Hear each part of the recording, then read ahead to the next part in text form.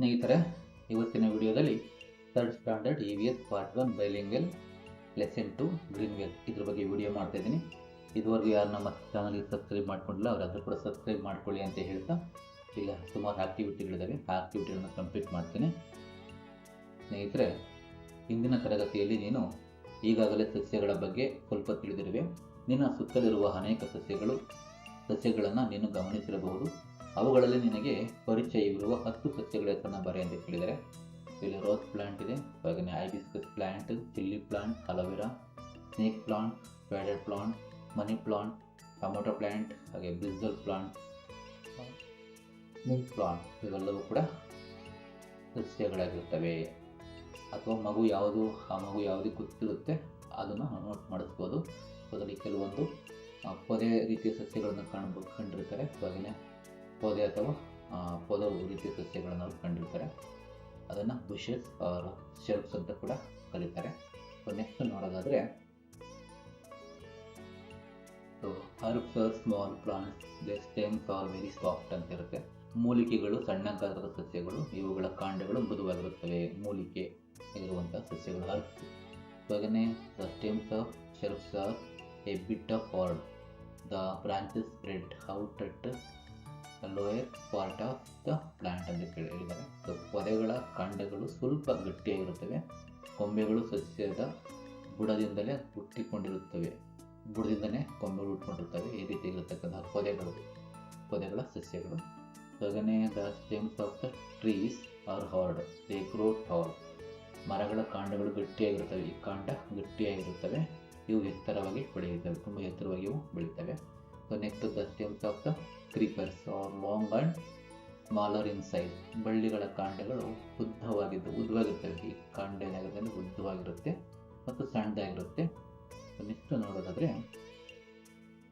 ಇಲ್ಲಿ ಒಂದು ಸಸ್ಯವನ್ನು ಕೊಟ್ಟು ಭಾಗಗಳನ್ನು ಗುರುತಿಸಿ ಅಂತ ಕೇಳಿದರೆ, ಸೊ ಇದು ಎಲೆ ಆಗಿರುತ್ತೆ, ಇದು ಫ್ಲವರ್, ಹೂ, ಸ್ಟೆಮ್, ಕಾಂಡ, ರೂಟ್, ಬೇರು. ಸೊ ನೆಕ್ಸ್ಟ್ ನೋಡೋದಾದರೆ, ನೀನು ನೋಡಿರುವ ಒಂದು ಸಸ್ಯದ ವಿವಿಧ ಭಾಗಗಳ ಬಣ್ಣಗಳನ್ನು ಬರೆಯುವಂತೆ ಕೇಳಿದರೆ, ಸೊ ಲೀಫ್ ಗ್ರೀನ್ ಕಲರಲ್ಲಿರುತ್ತೆ, ಸ್ಟೆಮ್ ಬ್ರೌನು ಅಥವಾ ಗ್ರೀನಲ್ಲಿರುತ್ತೆ, ಹಾಗೆ ಫ್ಲವರ್ ರೆಡ್ ಕಲರಲ್ಲಿರುತ್ತೆ, ಹಾಗೆಯೇ ಯೆಲ್ಲೋ ಕಲರಲ್ಲೂ ಕೂಡ ಇರುತ್ತೆ, ರೂಟ್ ಬ್ರೌನಿಷಲ್ಲಿರುತ್ತೆ, ಕಾಯಿ ಗ್ರೀನ್ ಕಲರಲ್ಲಿರುತ್ತವೆ, ಫ್ರೂಟ್ ರೆಡ್ ಅಥವಾ ಯೆಲ್ಲೋ ಕಲರಲ್ಲಿ ಇರುತ್ತೆ. ಸೊ ನೆಕ್ಸ್ಟ್ ನಾವು ನೋಡೋದಾದರೆ, ಕೆಲವೊಂದು ಆಕ್ಟಿವಿಟಿ ಕೊಟ್ಟಿದ್ದಾರೆ. ಸಸ್ಯದ ಹೆಸರು, ಗಿಡ, ಪೊದೆ, ಮರ ಅಥವಾ ಬಳ್ಳಿ, ಉಪಯೋಗಿಸುವ ಸಸ್ಯದ ಭಾಗ, ಬಳಕೆ. ಹೀರೆ ಬಳ್ಳಿ, ಅದು ಬಳ್ಳಿ ಜಾತಿಗೆ ಸೇರಿದಂತಹ ಒಂದು ಸಸ್ಯ. ಕಾಯಿ ಭಾಗವನ್ನು ಉಪಯೋಗಿಸ್ತಾರೆ, ಅದನ್ನು ತರಕಾರಿಯಾಗಿ ಬಳಕೆ ಮಾಡ್ತಾರೆ. ಮ್ಯಾಂಗೋ,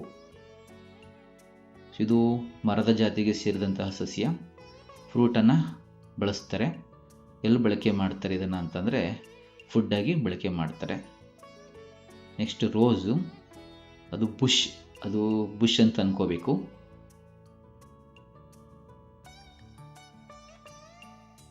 ಪೊದೆ ಜಾತಿಗೆ ಸೇರಿದಂತಹ ಸಸ್ಯ. ಅದು ಫ್ಲವರ್ ಆಗಿ ಬಳಸ್ಕೋತಾರೆ. ಫ್ಲವರನ್ನು ಡೆಕೋರೇಷನ್ ಆಗಿ ಅದನ್ನು ಬಳಕೆ ಮಾಡ್ತಾರೆ. ಇನ್ನು ನೀಮ್, ಇದು ಮರದ ಜಾತಿಗೆ ಸೇರಿದಂತಹ ಸಸ್ಯ. ಇದರ ಎಲೆಗಳನ್ನು ಬಳಸ್ಕೋತಾರೆ, ಲೀವ್ಸನ್ನು ಬಳಸ್ಕೋತಾರೆ.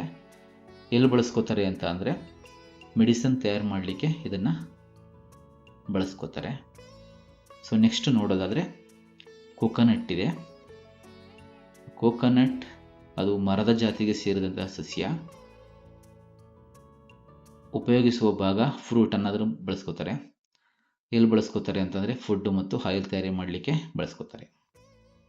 ಸೊ ನಾವು ನೆಕ್ಸ್ಟ್ ನೋಡೋದಾದರೆ, ಕೊತ್ತಂಬರಿ, ಪುದೀನ ಮತ್ತು ಕರಿಬೇವಿನ ಎಲೆಗಳನ್ನು ಅಡುಗೆಗೆ ಏಕೆ ಬಳಸುತ್ತಾರೆ ತಿಳಿದುಕೋ. ಹೆಚ್ಚಿನ ವಾಸನೆ ಬೀರುವ ಎಲೆಗಳಿರುವ ಯಾವುದಾದರೂ 5 ಸಸ್ಯಗಳ ಹೆಸರುಗಳನ್ನು ಬರೆಯುವಂತೆ ಕೇಳಿದರೆ.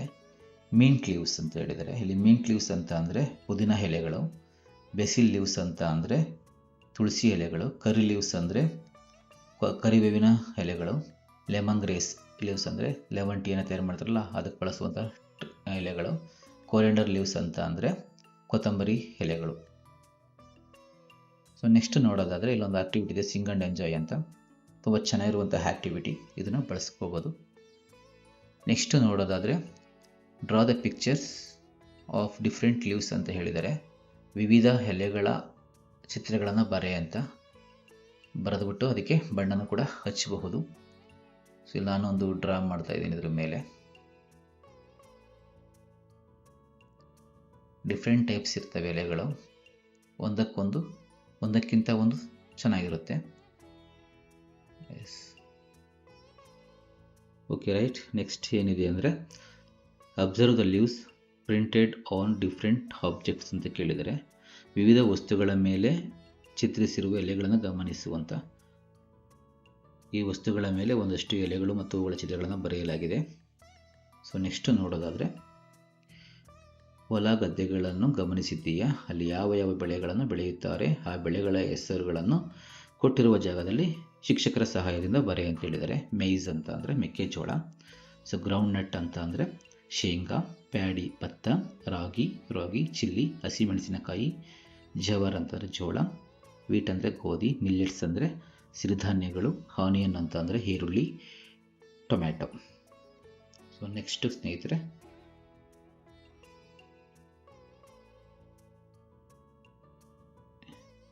ಸ್ನೇಹಿತರೆ ನಮ್ಮ ವಿವರಣೆ ನಿಮಗೆ ಇಷ್ಟ ಆಗಿದರೆ ಈಗಲೇ ಈ ಚಾನಲನ್ನು ಸಬ್ಸ್ಕ್ರೈಬ್ ಮಾಡಿ, ಶೇರ್ ಮಾಡಿ, ಲೈಕ್ ಮಾಡಿ. Thank you so much. ಶುಭ ದಿನ.